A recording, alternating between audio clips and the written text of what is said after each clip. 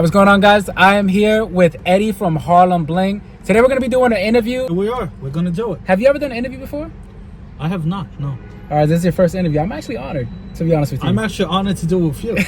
Eddie, first things first, I am a big fan of your company. One thing that I noticed, right, you did not become active on YouTube until about 1.5 years ago. Not even a year. A year. So about a year. Why did you wait so long to become active on YouTube? You had this company for how long? We started 2015, really. We were doing other things before that, right. But there was no Harlem Bling until 2015. And it was just not one of the things I was interested in. But I did not think I would get so into it until I actually started dropping the videos. It became addictive. You grew in popularity very, very fast. And prior to you owning a jewelry business, I know you owned a pawn shop. And what made you, how long were you the owner of a pawn shop? How long were you doing that? So I had a few pawn shops. Wow, and they were actually in Harlem, in New York City. That's why a lot of people ask me, where's the name Harlem Bling come from? It was from one of the pawn shops. It was called Harlem Jewelry and Gold, whatever it was. And that's what evolved, so to speak, into Harlem Bling. By the way, what car is this, by the way? This is Tesla Model X. You were the owner of a pawn shop. What made you say, I want to open up my own jewelry company? Because a pawn shop was so limited and mundane. And I think of myself, I'm a creative person. Right. I like to innovate. A pawn shop is the same thing day in, day out. People bringing in iPhones, people bringing in PlayStations. For a lot of it, I also didn't have the heart. You got bored of it? I didn't. I got bored of it. And some of the stories that you hear, some of the people that you see in that business, it's a very negative aspect of the world. What was your worst experience working at a pawn shop? It was really from the beginning, when a single mother, for instance, comes in there with her wedding ring that her grandma gave her, and she has to sell it at a pawn shop to feed her kids. Yeah. And just the stories you hear, a lot of it is from addiction, but a lot of it is just from you're making money on the misfortunes of people. And I didn't have the heart to do it. When you finally made the decision, like, okay, I'm no longer gonna run this pawn shop. It wasn't all in all. It wasn't done in one spot. Right. So I started getting jewelry and selling it retail in the store and moving it more from a buying and selling used items to just selling jewelry. And that's how I started building relationships with factories. At first, I was literally buying it and reselling the items. And then came a time when I'm like, what's the point of doing that? Why not go even above and manufacture it myself? Now, there's a lot of people who created YouTube channels specifically for the sole purpose of just reviewing your jewelry. You are the most reviewed company on my YouTube channel. And I think a lot of other people can say the same thing. Your prices are so affordable. And I remember you sent me a screenshot, you DM'd me on Instagram, and I had, over 40 orders from you? That was probably about... You're one of the record breakers. And sure. They're all amazing quality. I'm wearing some of them right now. I reviewed these products like probably a couple weeks ago. I'm also wearing a tennis chain from you. They're amazing quality. Listen, since you're actually here, just for doing this interview with me. Oh, man. I looked up your order. This is the tennis chain reinvented. The one that has stones on the sides. Oh, yeah. In moissanite. Shout out to Harlem Bling. He just gave me a new tennis bracelet right here. This one is moissanite. One is CZ. The other is moissanite. You see a visual difference between moissanite and CZ. The one on the right is CZ. The one on the left, on my left, is moissanite. So this one is CZ. This one is moissanite. Do you see a visual difference? Well, first of all, this looks like you've been wearing it for a while. So it's hard to compare it because it is a little bit dirtier. It's not scratched. It's not. Yeah. This is also the new tennis chain, new tennis bracelet. So they have stones on the sides, right? Which gives it much more light and fire. Do you see? I know you're very popular for your moissanite items, but do you think moissanite? I know you dropped a video before. You said that moissanite is a hype stone at one point. It is a hype stone. Why do you feel diamonds is even more hype, in my opinion? You should buy what you can afford and Diamonds, moissanite, CZs, none of them are an investment. If you, for instance, take a cross that has small stones and try to sell it, we were just talking about pawn shops, Right. at a pawn shop, they will give you money for the metal content, for the gold, for the silver. The stones do not make a difference. But moissanite does look much more similar to real diamonds. Why? Because CZs, they're more empty. You can see through the stone. Whereas moissanite has more of a character. They're both good options. Moissanite is harder than diamonds. Moissanite is tougher. It's tougher than diamonds. You want to create a luxury brand. Now, one thing I love about your company, right, is that I want to ask you, jewelry throughout history has always been a flex factor. When somebody has a lot of jewelry, it means I have more money than you. But other people, I think your company is trying to say it's just for fashion. It's a way to express yourself. What does jewelry mean to you? A way to express yourself. With everything coming out now that the rappers are flexing moissanites, pretending that it's real diamonds, a lot of it is accessories. It's the same thing as with sneakers. Do you want to have one pair of $10,000 rare retro Jordans? Or do you want to have sneakers that match your outfits? Exactly. A lot of people want jewelry that will match their outfits. So, and a variety. They do not want to wear the same pieces every day. People want variety now, and it's more of a fashion accessory. People now, especially young people, are so brainwashed with the media, with Instagram. Buy what you like. It should be about your individuality. Buy stuff that makes you guys happy and expresses who you are. A lot of other companies are selling silver for like 3 times the price that you're selling it. Listen, I went to the mall yesterday. They were I saw the video. selling, I didn't even have it in the video, but there were people selling rings, silver, $400-500 with CZs. And you would sell on your website Under for $100. The worst place to buy jewelry is a mall kiosk. This is a jeweler's alloy, also known as brass.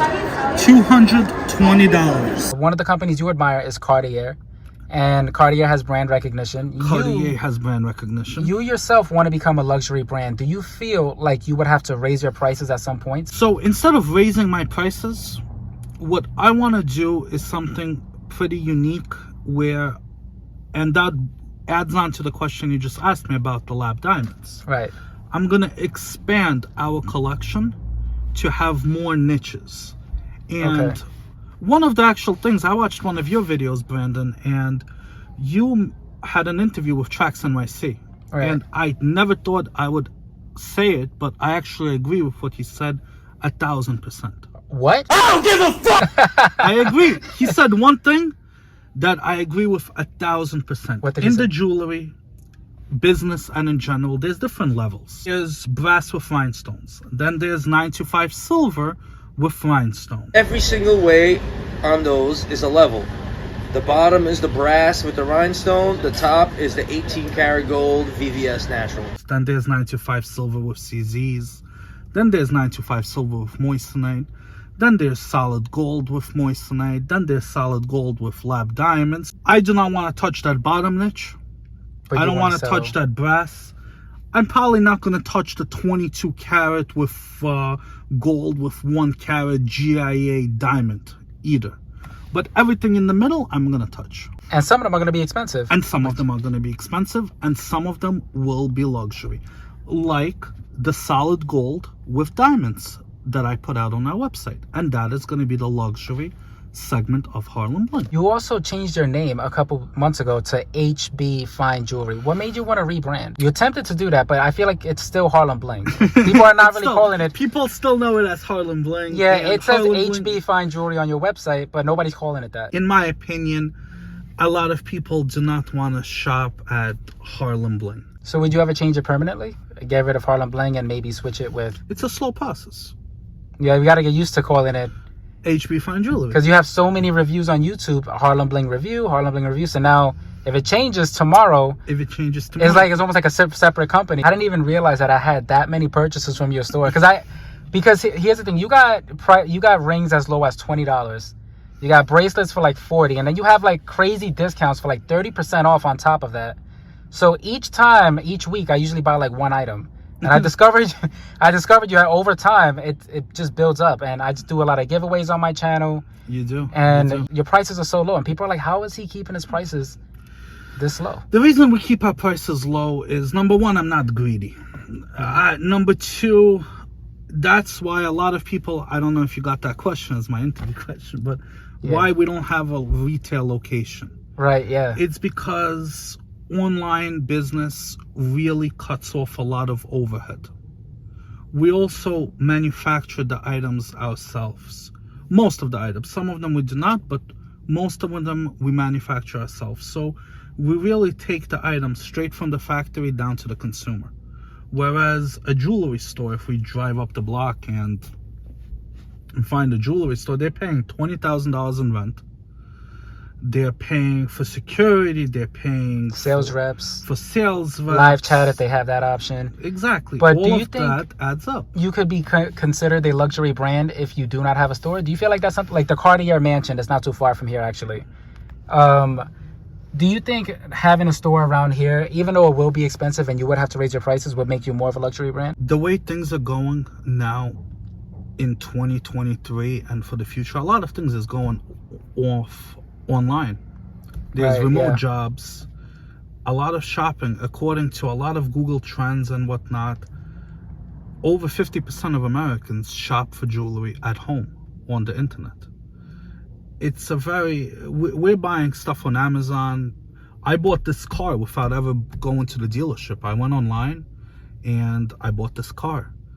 Do you really need to go into a store and waste your time and feel pressured by the reps there and the whole thing, if you can just be sitting at home on your phone or in your bedroom and buying something? I remember a video you posted on YouTube. You said one day Harlem Bling is going to be known for our watches. Now, we were just talking about this watch that I was wearing here. I like that watch. Inspired by Richard Mille. This is from Forge and Foster. I read an interesting comment. Somebody said Harlem Bling needs to have more original style watches, because most of your watches are inspired by other brands, you know, like Cartier, for example.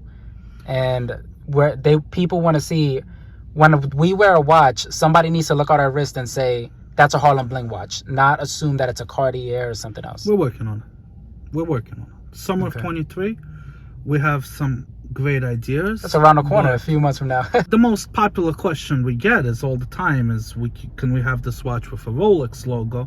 That's not what we're trying to do. We're not that's a knockoff. We're not selling knockoffs. We're selling our watches. Any watch with a square face, people assume that it's a Cartier. And, yes. And that's where people are like, oh, it's a fake Cartier or something, even though it says HB, you know, Harlem Bling on it. What am I supposed to make, a triangle watch? Yeah. Another thing I wanted to ask you, I asked you off camera because I didn't know you had a family up until you started posting your family recently. How do you make time? How much of this company takes up your time? How do you manage? You know, you have 3 kids, you said, right? You have 3 kids, a wife. I have a wife. And then you have a whole company. You have to have a team at Harlem Bling somewhere. I have a team.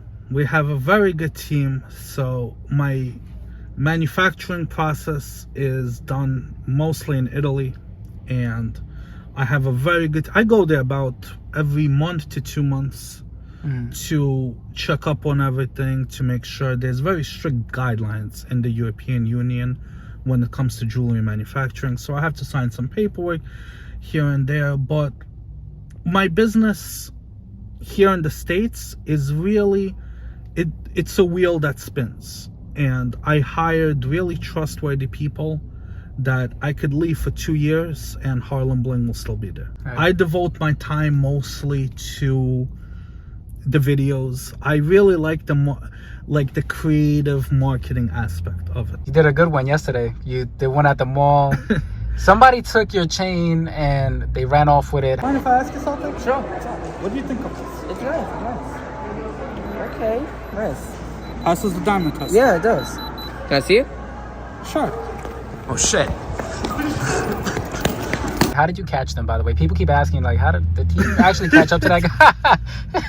the guy said, like, can I see that? And he took off, and the footage just ended. Nobody knows what happened after that. We got him later. We got it. It's a small mall in Pennsylvania. There's nowhere to run. So what was the goal of that video? You were going around the mall showing people your moissanite, and you were asking people about their jewelry, diamond testing their jewelry. What was the goal behind that video? I wanted to see that. I wanted the average consumer, when they see something that looks nice, they do not care about VS, SI, or moissanite. People just want jewelry that looks nice and that they can afford. Yeah. The labels are really unnecessary, in my opinion. Now, what is your definition of fake jewelry? What is a fake flexer to you? To me, if it contains a precious metal, it's real jewelry. Okay. So silver is a real jewelry, gold is real jewelry. I was actually talking to a guy that did a lot of reviews on my channel, Romeo Brown. Romeo Brown. Yeah, shout out to him. You can't talk Shout about out to Harlem Bling Romeo without Brown. Romeo Brown. Shout out to Romeo Brown. So, Romeo Brown bought silver chains from us when we were still literally in the infancy of Harlem Bling, when I had 50 items How on the did website. he discover you, by the way? Because I heard of you once your YouTube channel started to kick off. Romeo Brown, since the end of time, since the beginning of Harlem Bling, I've always seen him around. How did he find your company, and how did that relationship start? I know you guys are always interacting and stuff like that. Good question. I don't know. He just popped up into your life. I don't know. Romeo Brown, comment below. I don't Romeo, know. how did you guys meet? Right. Comment. And he bought silver rings for me. Like, there was this one ring that I still have on the website. It's called a nugget ring. Yeah. He bought a lot of them from me. And back then, silver was cheaper. And he can right now take that ring, melt it down, and he'll get his money back. Now, the way the world is going, silver will definitely go up in price. Yeah. Gold will go up. In a few years, forget the Harlem Bling name. If you're buying silver and gold at today's prices, in a few years, you will be able to make a profit on those items. Your YouTube channel, right now, you're at 20, how many subscribers? 27,000 subscribers? 26. Like that. Last time I checked. 26, 27. I don't care. Do you have a goal for the end of the year? How many subscribers you'd like to reach? 100K? No. I look at YouTube as more of connecting with people. I'd rather connect to these 26,000 people, but that will really find my content informative and learn something about buying jewelry, than to connect to 1 million people that will... I don't I remember you were going through Instagram, and some of these other jewelry companies, they have fake followers. Some people buy their followers. You were exposing, because you do a lot of this on your channel too. You kind of like expose a lot of these other companies and stuff like that. And some people see it as you starting fake beef. Are you starting beef with other companies for entertainment, or are you just trying to make the consumers more aware of what's going on? I do not start. There's no such thing as fake beef. Listen, I go on Instagram since you brought it up, and there's a company. What's the point of doing that? Having 1 million followers, and it's really easy to spot because you post content. If you have 1 million followers and 3 comments underneath, I have 20,000 followers, but I have 30 comments. Yeah. Tracks NYC. He has close to 1 million followers, but each one of his videos has close to 1,000 comments. Right. Those are legitimate. Those fake followers, I guess it looks good when people go on their page and it's like, oh, they have a large following, so maybe they're good company or something like that. I guess that's good good advertising. It's stupid too. It's stupid. People complain about the packaging and why are your jewelries in bins, but you're a wholesaler. That's kind of how you keep your prices low and stuff. Yes. You don't focus too much on the packaging, and that's how you save money. And people are so used to these fancy packaging that you get from other companies that when they get yours, first of all, your jewelry quality is great, but you get it in a little box. So one of the things we asked is, we kept it fully transparent. Do you guys want us to raise the prices $5 on each piece and put it in a higher end box? So a pair of earrings that right now is $20, do you want us to sell it to you for $25, and it's going to come in a velvet box with gold lettering? And 95% of the people said no, we'd rather pay $20. We throw out the box, because the difference between $20 and $25 is 25%. Now, if we're selling a piece for a few $100s or $1,000, then yes, it makes sense to put it in more presentable packaging. I'd rather sell quality in basic packaging Yeah. than take shit, wrap it with People a bow like that tie. luxury feel Yeah. of like opening up a fancy package. Yeah. I'd rather sell quality in basic packaging. Would you start showing videos of your personal life a little bit more? Like maybe more videos around what you do with your chickens and with your family and stuff like that? Just so the audience could connect with you a little bit more? I think that would be a good idea. That is People, a good idea. what does Eddie do outside of the warehouse? Well, we know a lot about Harlem Bling, but we don't know a lot about Eddie. When they get to know you, when they start to like you a lot more, they'll start to like the company a lot more because they're like, wow, this guy is a... It's true. So I'm very engaged with a lot of my kids' sports activities and things like that.